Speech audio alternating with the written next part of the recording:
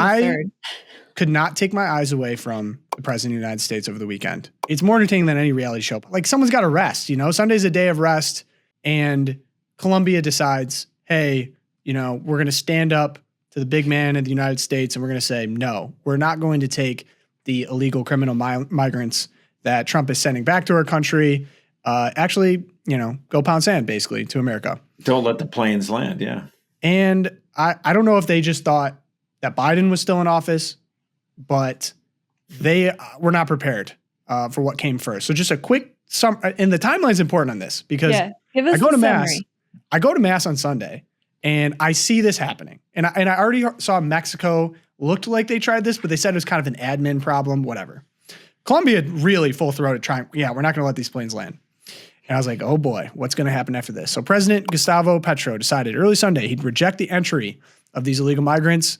I think they said they were going to increase Colombian tariffs on U.S. goods, which, good luck with that, as there's quite a big trade surplus going on here. But then Trump pretty quickly said, you're going to take those migrants, and we're going to put 25% tariffs on all Colombian incoming goods, which would be raised to 50% in 1 week. I believe he also said that they were going to revoke the visas of all the Colombian nationals. Right. Here from the embassy. Said, we're not playing with you anymore.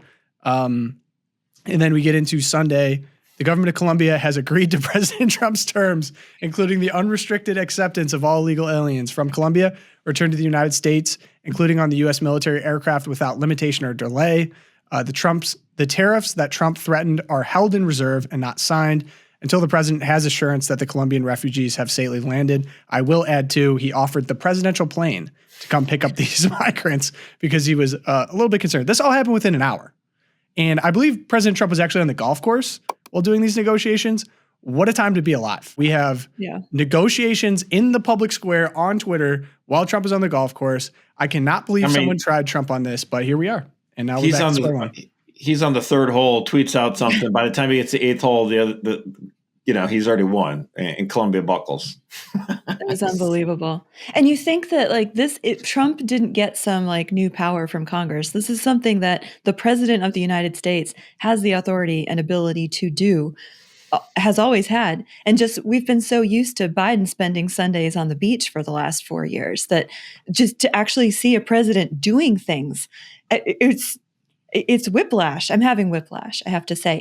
Now, one element to this story, other than the fact that we've always been able to do this and people just chose not to, I guess, is that we had other Americans.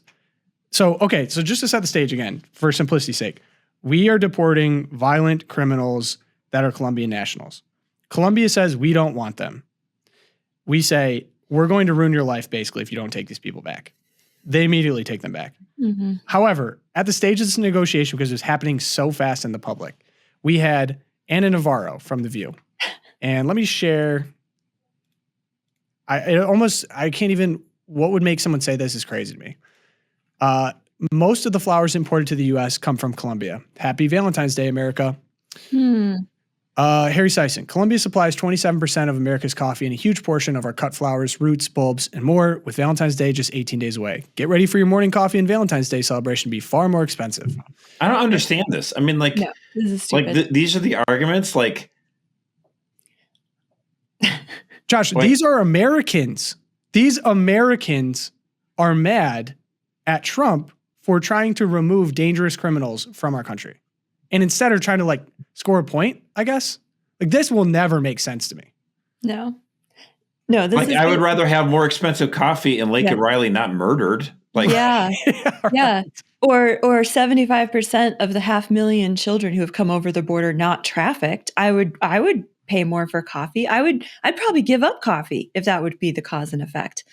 And to Ana Navarro, as far as flowers go, I don't need cheap flowers for Valentine's Day. I will take a bottle of Giorgio Maloney's imported Italian wine to support Italy, but I don't need that. The trade-off, it doesn't make sense to me. It's like the people who say, it's like the same people who was saying the bishop last week who was like, what about the people who clean our toilets? We won't be able to afford people to pick our strawberries. I'm like, I would rather not have a slave economy and have to work harder and eat brown bread than this.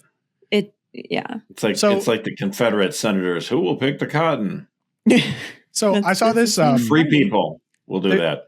There's a couple elements to this too, and if for those who don't know, there was actually a trade deal done by George Bush in 2006, opening up trade to Colombia.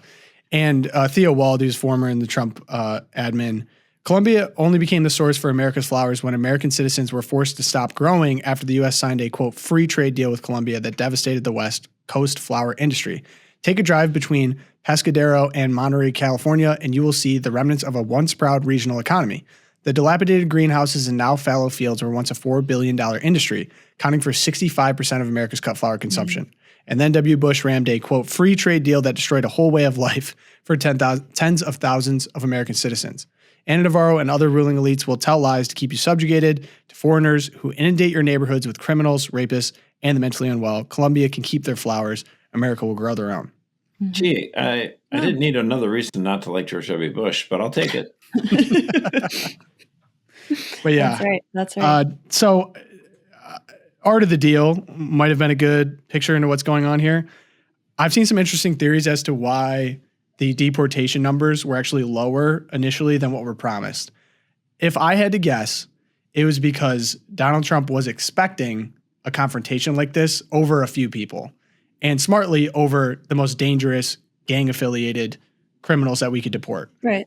And from a messaging standpoint, these people are saying we don't want them back. And so quickly, Donald Trump can make an example of Colombia here and say, hey, Colombia and the rest of the world, you're on notice. You're taking these people back. If you want to do business with the most powerful country in the world, you're taking these people back and you're keeping them. And who could be against a homecoming? It's so wonderful. Right. And even this works again on a rhetorical point. Why would Colombians not want their own citizens back if these citizens are so wonderful and would help contribute to their economy? Yeah, they contribute so much to our economy. Yeah. Certainly they'd want them in their country. Great point, Tom. Love it. And I'll be thinking about this. I'm just at home sitting, thinking. Well, and if Colombia is unsure of what to do with the criminals being returned to her streets, they could just take a page from El Salvador. They could copy that model, put them all in jail there, and they could feed the criminals in jail there instead of us doing it here or letting them out onto our sanctuary city the El Salvador thing. There are solutions. There are solutions if we want to talk about what can we do about all these criminals? Yeah. Put them in jail. Yes.